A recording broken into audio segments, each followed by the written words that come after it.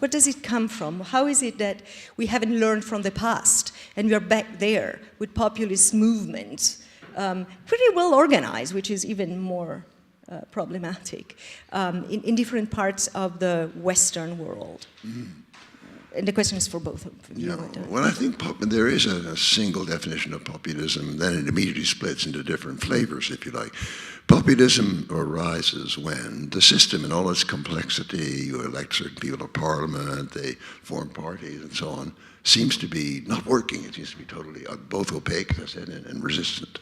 So somebody comes along and says, no, there's a simple movement with a simple program which should gather all the people together. And they stand for that. And they stand for, in other words, you might say, short-circuiting the complexity of the system. You know, elect this one program, this one person. Now, there are in the history of democracy, the last 200 years, different kinds of populism. There are populisms that do not divide people, divide citizens into different categories and so on. I'm thinking of the 1880s, early 1890s in the United States. Or someone like Bernie Sanders in the United States more recently. Now that we may agree or not agree with his program, but he didn't have this divisive element. The terrible thing today is that the populisms we're looking at today just about all of them, except figures like Bernie Sanders, all are marching on some suspicion or hatred or a sense of foreignness of elements that somehow must be put in their place or even excluded, so that they offer no solution to the actual economic and social problems or pains that set them going, because that's not a way of bringing prosperity to people. But they block the way to another kind of effort, which could perhaps bring some relief to the various people who are suffering today. I mean, we should maybe look at some of those other ways. Yeah, I would add that in Germany, the AfD, what has been shown by the last German election is that there are lots of protest voters. So what is this protest against? Besides, questions of refugees, it's also protesting against a certain different types of elites, political elite, but also media elites and economical elites. And I think that there's a Bulgarian political scientist you might know, Ivan Krastev, who is in Vienna, who said, and I think he's somehow right, that there's a grain of truth in populism, namely the fact that it's a reaction to a certain kind of technocratical way of governing the system. I mean, there has been lots of talks about, non-alternative way of dealing with big problems and not addressing the right questions, but, shivering around and trying to find a small, little technocratical question, not addressing the real ones. And I think there's something to it, because if you look at many parliaments, there's not very much conflicts of real conflicts anymore, but there are very much little detailed discussions on many issues. So I believe that some of the protests is also against this technocratic way of governing our democracies today. So it's not that democracy is too complex. There was a question I was going to ask you. Is our democracy too complex? Is that the problem? Or isn't it the characteristic of Western democracy to be complex in the sense of different layers, different institutions? Is not that what makes a democracy? Is that? But to be a bit provocative, I believe that somehow it's a sort of how can I say, a mantle, a code to say it's too complex, so somehow we hide behind this complexity. It's also a lack of will to really try to find the real questions we have to address and to find some orientation in this, of course, not very sort of easy way to have an overview. But you need an overview, you need an ethical orientation in order to act. And you need to make this effort. And sometimes I feel that this effort is not being done. What can we do about that? So still in the part talking about the analysis of democracy. So you're talking about an ethical orientation or talking about fundamental imaginaries of democracy. So what has gone wrong there? Well, I think there are two things. There's, first of all, that there hasn't really been mobilizing around certain very big issues, very broad issues, where you can see that it would make a difference. I mean, for instance, in this whole decline of earlier industrial forms, there are some countries, I will mention the Scandinavian countries, that have seen this and have acted on it, but lots of other countries, including larger economies, the United States being the most spectacular failure in this regard, have not. But somehow, it was very, very hard to make that an issue that everybody could understand and mobilize behind. Now, to some extent, Obama did that. So there is one kind of measure where you have issues that are, if you think of it for a while, obviously important issues. I mean, is there going to be a stimulus package to give jobs to people who've lost their jobs? Is there going to be retraining? Is there going to be et cetera? But then we get beyond that. I mean, that would be a good beginning. We get beyond that to changes that are so profound in our society that we can't solve them with traditional type of programs. And I'm thinking of the changes which are going to be imposed on us by the necessity to have, well, people say a no-growth society. That's maybe too simple a way of putting it, but certain kinds of quantitative growth in certain kinds of production are going to have to be scaled down. And that is going to involve much bigger changes in our way of life. So, I mean, my program would be that we at least take up the obvious short-term issues on which people can be mobilized, and then we put as much as we can on the agenda these farther changes with different options as to how to deal with them. But at the moment, there is not the kind of political leadership which somehow can do that. And it's, in a way, it's, as Patrizia says, because people are always thinking in a technocratic fashion, and that seems to be the way of operating. Isn't that the technocratic thinking also closing the possibilities for imagining even alternatives, right? So it is not that narrative of there is no alternative and that is the way to go. Is that part of the problem, that the air around which democratic imagination can be fueled and sustained is kind of getting thinner and thinner? Would that be a kind of a metaphor talking about what is happening? Yeah, you can talk about it in terms of imaginaries. You can also talk it in terms of goals. I mean, what we lack is a sense of where we want to go, what kind of future we want, how do we want to live in 20, 30 years, with what values, and what should sort of guide our action now and our decisions, I mean, here and now, concretely. And I think this is a debate which cannot only be done politically, but also in society, of course. But this is something which is not being done, and I think we desperately need this, because then we see what is really due to the political realm and what is due to the economical realm, and what is the end and what does it mean? The means to achieve an end, like technology is a means to achieve the end. It's not an end in itself. Here sometimes, like in the election, in the German election, like the campaign of the FDP was digitalization first and then consideration second, as if the digitalization would be an end in itself, So we need to understand what is our end and what means do we need to achieve this and to have a good way of life. And other things perhaps we don't want, We don't want the intelligent refrigerator. It's a solution to a problem we don't have, I mean, a good example is the reaction of Europe to the 2008 crisis, right? Which meant that a lot of the debts of a number of countries, of course, most spectacularly Greece, but also others, became unsustainable. Now, there's a big choice here, I mean, obviously, to be made. Either the Eurozone faces that as a unity in which the stronger economies support the less strong economies, or they say, no, you're all on your own, right? You've got to put in this terrible austerity program in order to pay your debt. In the case of Greece, it was never going to be repaid because GNP was collapsing at the same time as a result of austerity. So it's a very big choice. Now, it's great that Macron is putting this choice on the agenda. Will he succeed? I don't know. But instead of a situation in which various European economies were kind of faced with this necessity of austerity, even with all the costs and unemployment and so on that it brought about. That's just a fact of life or a fact of nature. There was this massive choice. It's not a fact of nature. It's something that you've chosen as one way rather than another. This ought to have been the big issue for European economies together. And I hope Macron succeeds. He may not.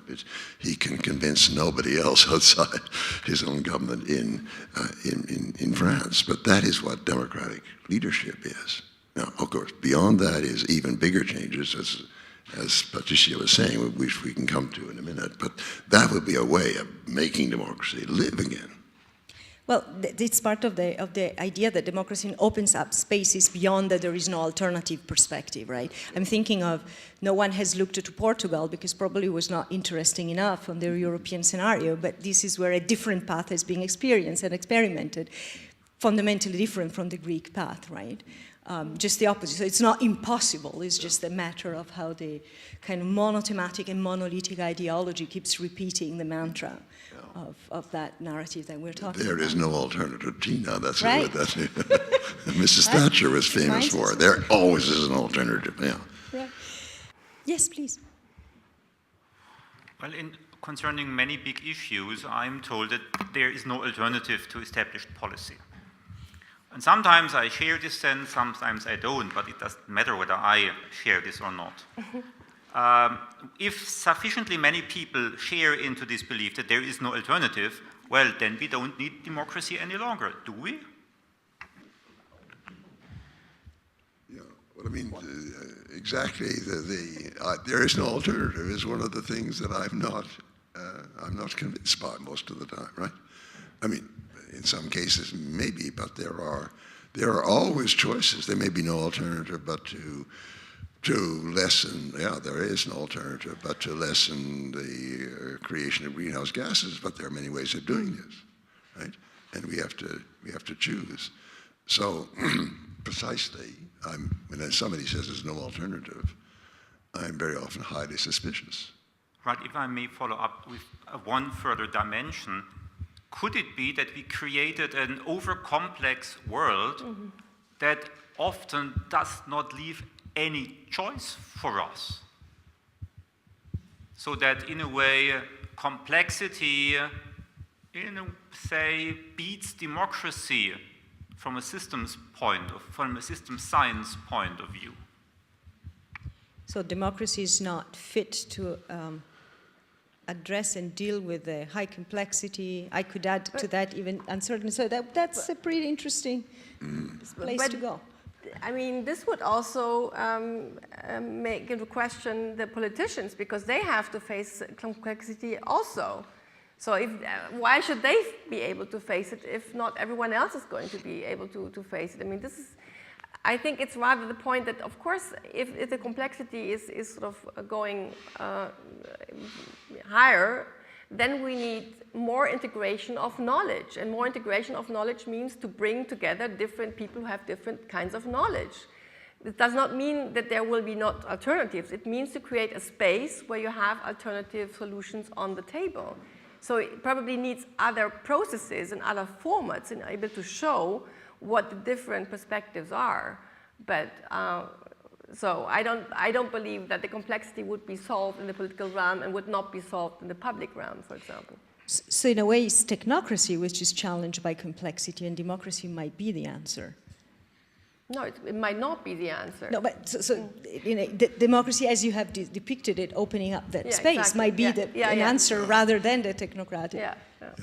I mean, it's true that in a sense, as we have moved into what people call the Anthropocene, that kind of predicament, where one is in a hugely complex system and a big enough player to have an impact on it, which is the human race has become only, let's say, in the last few hundred years, then there's a really big problem there that we don't always see, perhaps we never see fully what our impact is until a threat arises.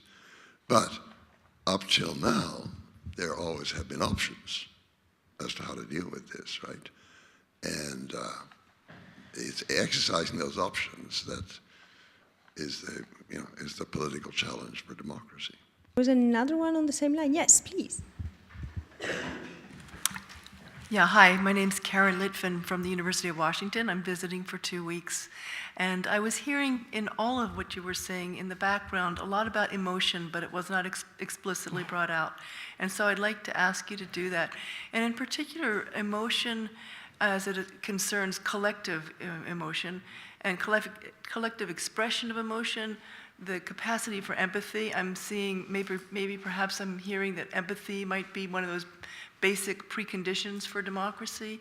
And it seems to me that in a crisis, people get frightened and they get very anxious. Right now in the US, people are more anxious about the political situation than they are about their personal lives, their jobs, their family, their health, the things that normally are anxiety producing. And that's of concern, but on the other hand, that's very, very good, because that anxiety could do what maybe an emotion is meant to do, which is to move us. So I wonder if you could say more explicitly about emotion, and maybe all of you, if you would. Well, I think sometimes it's got to be anxiety. I mean, in the face of what Trump's tweeting is on, but to be really successful in the long term, there has to be a very important component of hope, right? So, I mean, obviously the emotion of being engaged, of thinking there's something important here, I take for granted, but one has to offer a real, realistic perspective of hope in order to see. If you're just operating on sense of catastrophe and fear and so on, that induces a kind of fatigue in which people switch the channel. In the end, there must be, Yeah, I would also say, I think there's a sociologist called Heinz Buder who shows how far the German generations are sort of captured by fear, and particularly the different kinds of sort of dystopian ideas about the future. Which of course is not very helpful, because then you sort of shy away from acting, and you even hide more behind the business as usual and the small steps, in order to address the future. So it's not very good sort of how can I say? I'm not so sure that if anxiety as such without hope is a good motor for change. Yeah, but of course what you can say is that for many years, at least in some European countries, and I would say in Germany this is the case, the discourse in politics has been sort of shrinking the realm of rational deliberation very, very much. This is what I meant before, the realm of deliberation has been really very much driven by technocratic questions. And so all the question of passion in political discourse, of values, of conflicts, of agonistic sort of exchange between different worldviews vanished. And I think this is sort of the backlash of populism, which gives rise to emotions. So you have to take back some of this and making the political realm more lively. But I think it's perhaps not so much a good idea I mean, there's a big talk in political science or even in the international relations now about emotions. I'm not so sure. I think we have sort of shrinking the realm of rationality, and I think this is really what you say in your book. I mean, in many of your books. I think after the Aufklärung and Romanticism, we should broaden again the realm of rationality in order to be able to address important questions, rather than to focus on emotions, as opposed to rationality. So a rationality which is not this kind of narrow corridor, right? Right. Are we in a moment in which there is a repoliticization of emotions in different spaces? I'm thinking of activists like this feminist activist group in Chicago, the Feel Tanks. They Feel Tank, how they call themselves, and they started a campaign.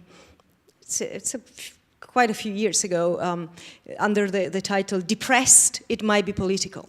So there's a way in which the privatization of emotions is part of the narrative of the entrepreneur of oneself, right? It's your fault if you're depressed. It's your fault if you have anxiety. The solution is medication. And so that there is that narrative, which is, I think, interesting. And at the same time, I had a question, if I can jump in briefly here. Do we need a left populism? Do we need a left populism, as some people have thought, and as, for example, Podemos in Spain is also embodying in a kind of way in order to kindle again political emotions for transformation, or is that dangerous? I think we need political leadership, as Charles said before, and in a sense that also, letting people, think about their future and even dream, and this is what is lacking. Whether this would be a left populism, I'm not sure, but I think we need leadership.